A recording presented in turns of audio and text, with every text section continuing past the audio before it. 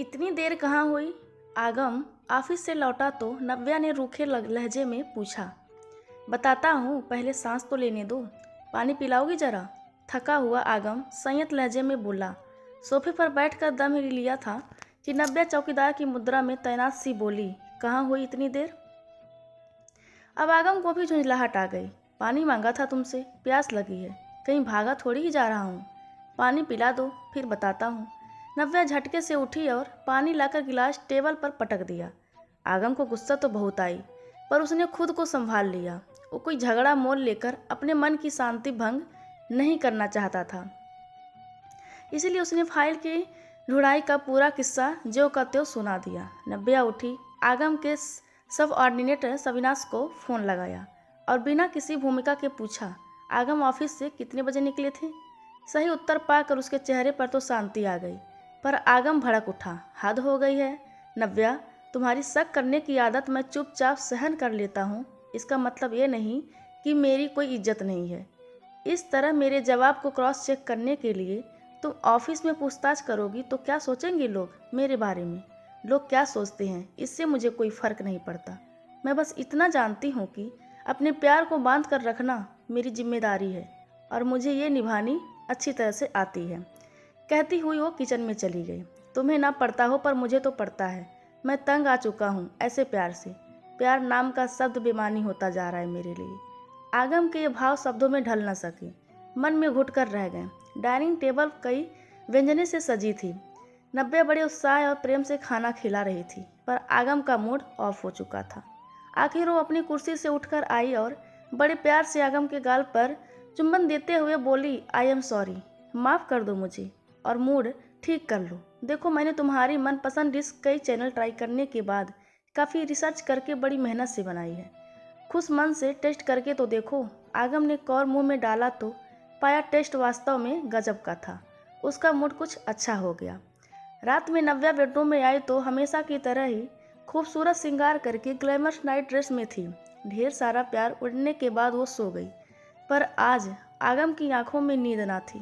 नव्या का व्यवहार अब असहनीय होता जा रहा था। उसके लिए उसकी तमाम अच्छाइयों के और प्यार जताने के कई सही तरीकों के बावजूद उसकी पति को बांध कर रखने के लिए की गई बचकानी हरकतें अब आगम के बर्दाश्त के बाहर होती जा रही थी। वो मन ही मन विरक्त होता जा रहा था। उसने एक नज़र बगल में सोती नव्या के मासूम चेहरे पर डाली। वही लंबी घनी काली रेशमी जुल्फ़े जिन्हें वो फिल्मी गानों और कविताओं के सच होने का सबूत बताया करता था।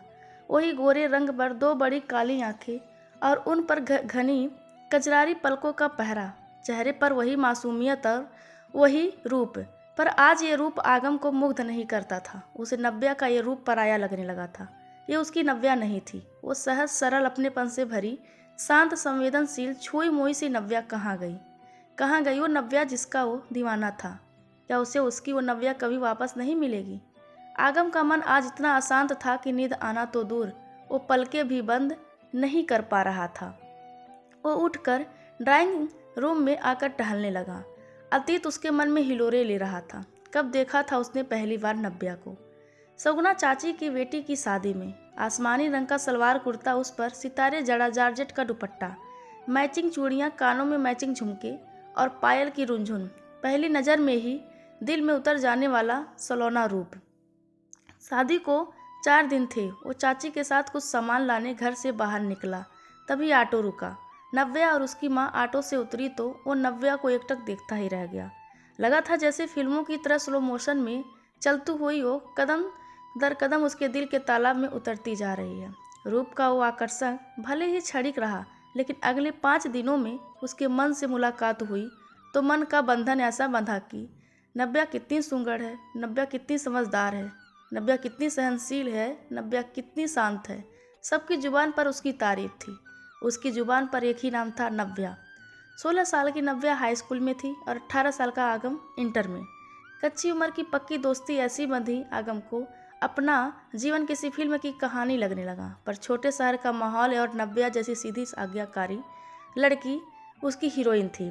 मिलने का एक ही जरिया था, नव्या का घर, जहाँ वो किसी न किसी बहाने हफ्ते में 1-2 बार पहुँच ही जाता। बड़ों की उपस्थिति में मिलना होता तो कभी दिल की कोई बात कहने का तो सवाल ही नहीं उठता। आगम मेधावी विद्यार्थी था, व्यवहार में शालीन था। नव्या की माँ की अनुभवी निगाहें सब समझती थी, इसलिए ना उसे घर आने से रोकती और ना ही आगे बढ़ने का अवसर देती। पर नियति ने कुछ और ही सोच रखा था। वो कुछ बनता इससे पहले नव्या के लिए एक हर तरह से लायक घर से रिश्ता आ गया। एक बेरोजगार के दिल का कोई मोल नहीं होता, ये आगम जानता था। फिर दोनों के प्रेम ने शब्दों का जामा भी तो नहीं पहना था कभी, तो कौन कहता और क्या कहता। नव्या ब्याह कर चली गई और आगम की प्यारी सी लव स्टोरी बनने के बजाय दर्द भरी कहानी बन गई। नव्या के बारे में सुनने को कान उत्सुक रहते थे। शुरू में तो सब अच्छा ही सुना, फिर पता चला उसके पति की पेरिस में पोस्टिंग हो गई है, पर वो नव्या को अपने साथ नहीं ले जा रहा है। फिर पता चला वह उसके पति को किसी और से प्यार हो गया है। फिर सुना नव्या को तलाक भी मिल गया है। फिर आगम उसके घर गया। गुमसुम उदास खोई खोई नव्या फूट फूट कर रो पड़ी। आगम उसे देखता रहा, देखता ही रहा। आगम की अच्छी नौकरी लग गई थी। आजकल माँ का एक ही शौक रह गया था, आगम को कोई लड़की पसंद करवा देना। एक दिन आगम ने माँ की सिलेक्ट की कई फोटो में सबसे ऊपर नव्या की फ़ोटो रख दी। माँ को तो नव्या हमेशा से पसंद थी, उनकी सहानुभूति भी उसके साथ थी। सब लोग खुश हो गए, पर आगम सबसे ज़्यादा खुश इसलिए था कि अब वो अपनी नव्या को जीवन की हर खुशी देगा। पर शादी के बाद उसने नव्या का एक नया ही रूप देखा।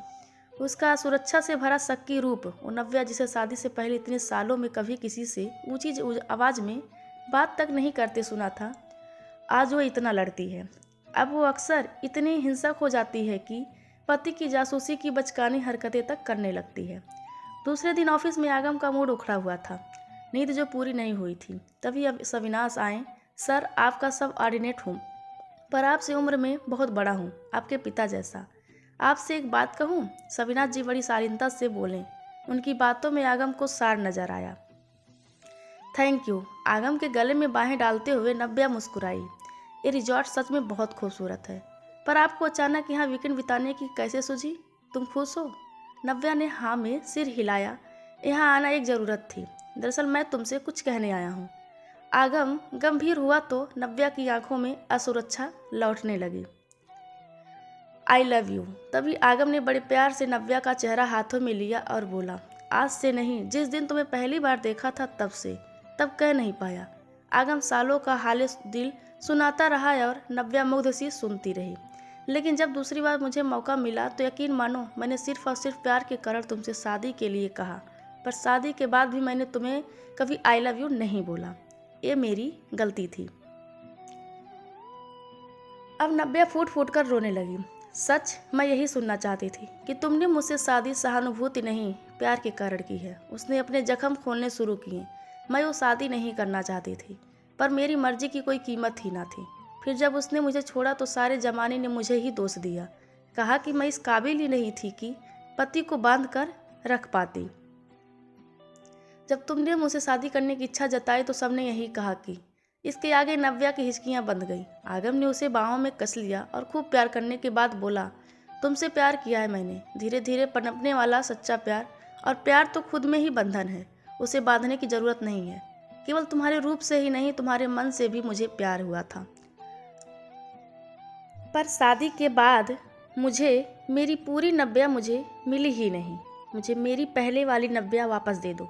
बहुत तड़पा हूँ उसके लिए, यकीन मानो, मैं ज़िंदगी भर। इसके बाद आगम की हिचकियाँ बंध गई। आज हमारे मन मिले हैं और भ्रम मिटे हैं।